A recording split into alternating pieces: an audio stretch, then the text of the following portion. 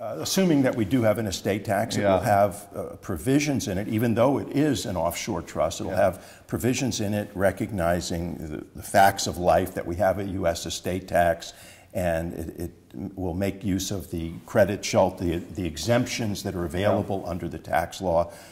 It's the core of our clients' estate planning. So this is a really interesting point, and I think a lot of people watching are going to try to figure out, okay, trust is not owned by anybody, it's this separate entity, yet we have to have a tax consequence applied to it, because the IRS is certainly not going to buy that it's now this entity that's not subject to taxation. Okay. So, so I know you and I do the same thing. We use a grantor style trust. Right. Why don't you talk about that? Okay. The term the Internal Revenue Code uses is grantor trust for the type of, for a trust where the person who sets up the trust, I use the term settlor or grantor, where that person is taxed on all of the income and gets all of the deductions that are generated within the trust. And it's included in that person's estate.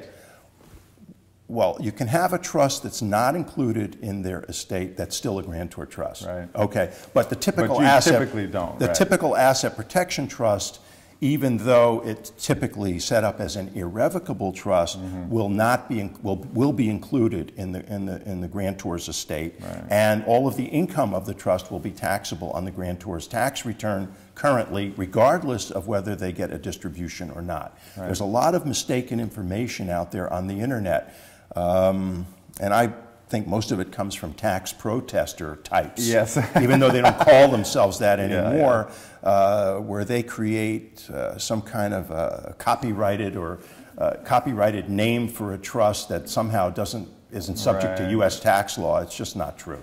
And if you're watching this, the message is that if you have an asset protection plan, it is not a tax motivated thing. It should not. If someone pitches you one that is tax motivated, run, don't walk. That's right. Run away from them, because you're just going to end up in a lot of trouble. The penalties imposed by the Internal Revenue Code for improperly reporting these types of structures are severe. Severe, in a word, severe. Don't do it. Right. So, and including possible criminal sanctions. So, and this is very interesting, because I get a lot of clients calling today, and I'm sure you do too, where they're saying, wow, after UBS in Switzerland and the federal government, is this still valid? Is this, how does this affect asset protection? Of course, the answer is it doesn't, but they don't know why. Right. They don't quite understand it. Well, the reason the problem with the UBS matter was that people were hiding money, not paying tax, not straight reporting. Up tax evasion. Committing crimes. We always provide our clients with a written tax compliance memorandum with sample forms, instructions for their CPA. I'm also a CPA, so I speak that language, so to speak. So, and we've never had a client get in trouble with the Internal Revenue Service where they have followed our tax compliance memorandum. It's just that simple.